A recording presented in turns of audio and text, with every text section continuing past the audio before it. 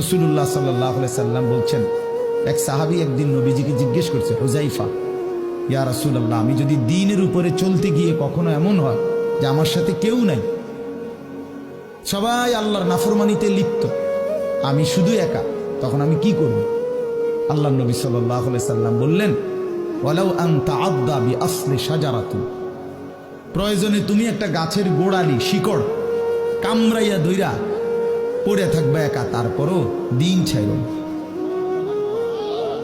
আল্লাহকে ছাইর না, ইবাদতকে ছেড়ে দিও না। সবাই বদলে যায়, সবাই নষ্ট হয়ে যায়, সবাই চরিত্রহীন হয়ে যায়, তারপরও কমপক্ষে নিজের হেফাজত করো। রাসূলুল্লাহ সাল্লাল্লাহু আলাইহি ওয়াসাল্লাম বলছেন, মানুষের মধ্যে অন্যায়, নাফরমানি, মানুষের মনের চাহিদা, খেয়াল খুশি, খামখেয়ালি, এগুলো যখন বেড়ে যাবে, আল্লাহর নবী সাল্লাল্লাহু আলাইহি সাল্লাম বলছেন, ফাআলাইকা বিখাসাতি নাফসি, শুধু তখন নিজেরে আঁকড়ায় দেবো।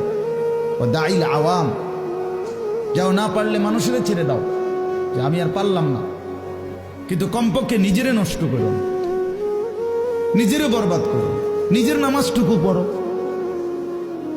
নিজের চরিত্রটা ভালো রাখো।